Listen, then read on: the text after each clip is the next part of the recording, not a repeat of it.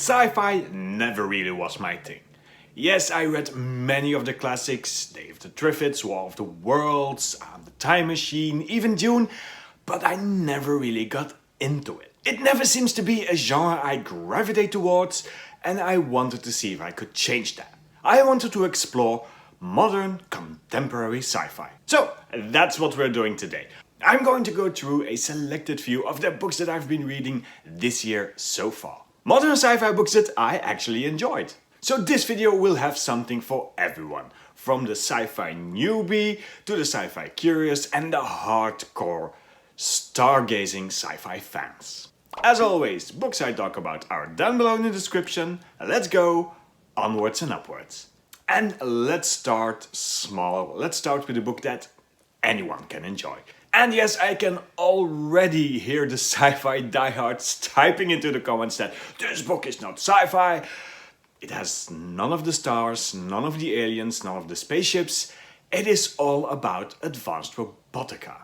In Annihilation we find a version of our world in a not so distant future where robotics have become really advanced. Human-like robots are now available over the counter in any hardware shop, and you can set them to a set series of tasks. You have robots that could help you with cleaning and cooking. There are robots you can set to a nanny mode and they will basically take care of your children. And then there are robots for, let's say, companionship. Human-robot interfacing. Now you can leave your robot onto their standard factory settings and they will do the job just fine.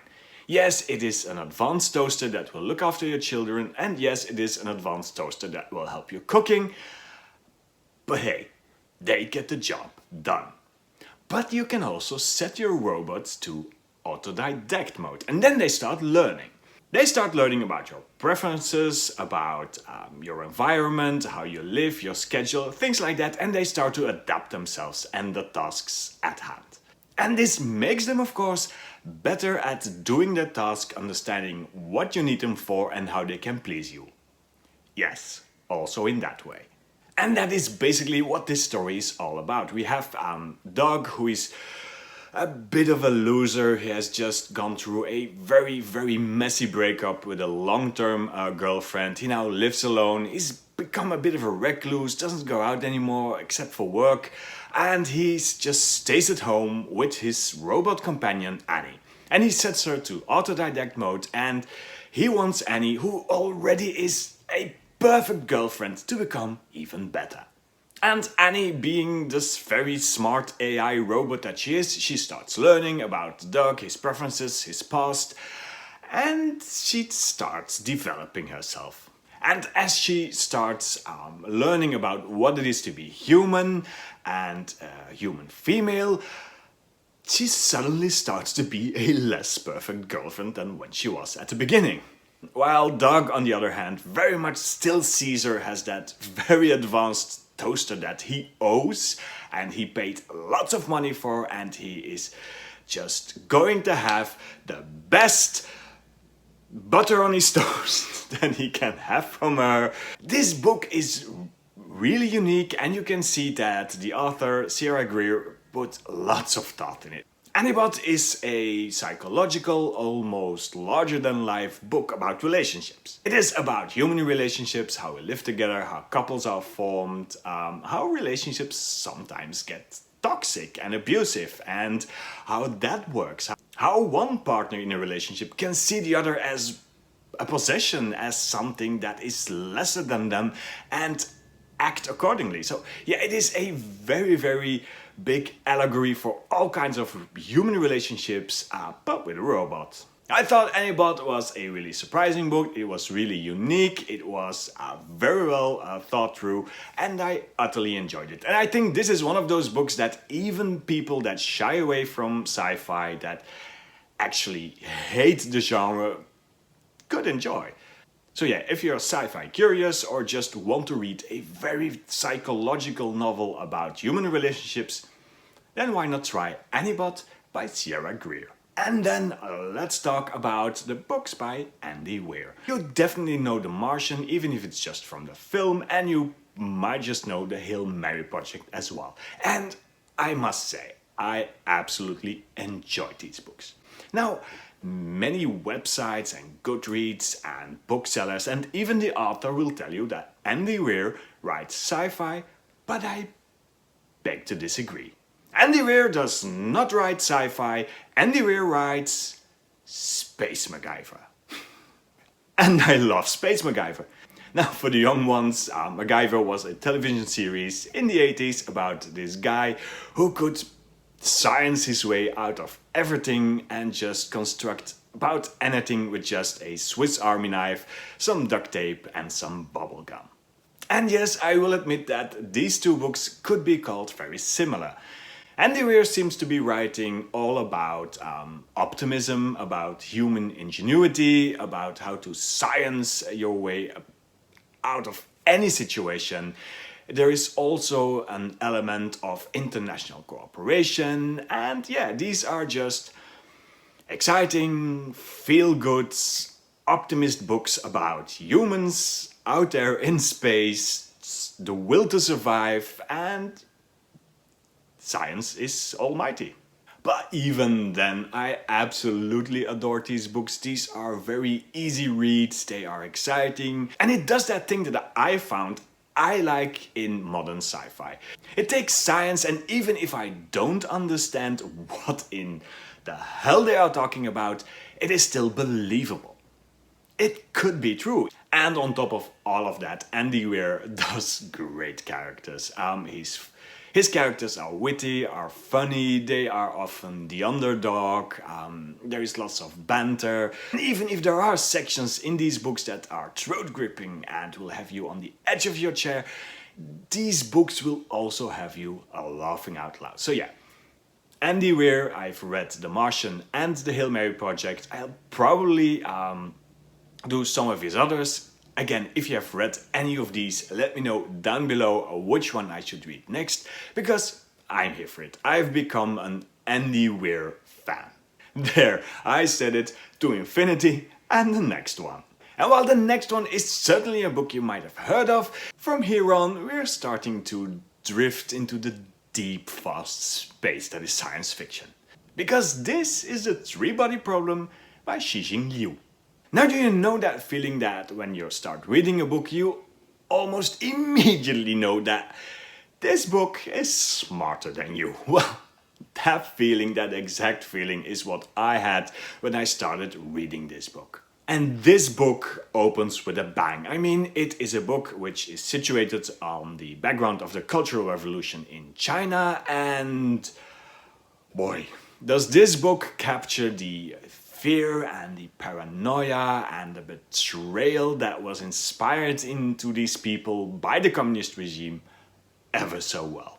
It starts with such misery that even a few chapters in and things happen, and I won't spoil this book for you, but things start happening and you actually get to ask the question, is humanity worthy of saving? Isn't it just better to just leave it all go to hell, leave it in ruins and flames and just, go with it? It isn't going to get any worse than it is now.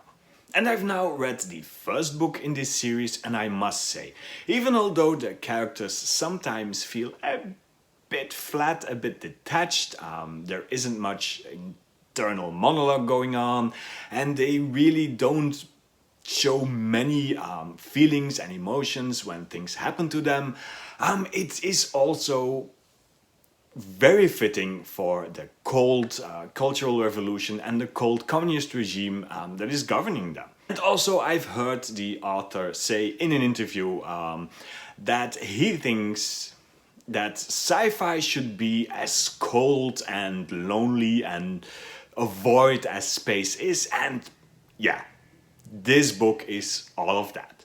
Now, don't get me wrong, even although it is that slow after those first initial chapters, and it does get a bit philosophical at times, this book packs a treasure trove of historical facts and background knowledge on the Cultural Revolution, on China, Chinese politics, and I absolutely loved it.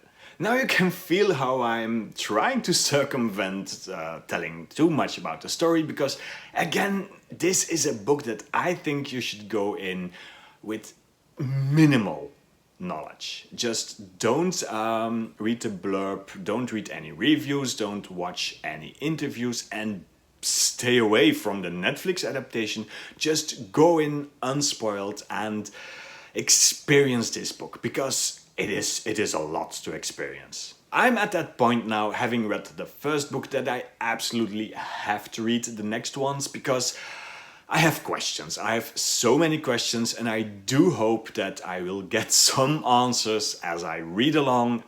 Again, I'm also staying away from any Netflix adaptations. I want to finish this story and get my answers, damn it.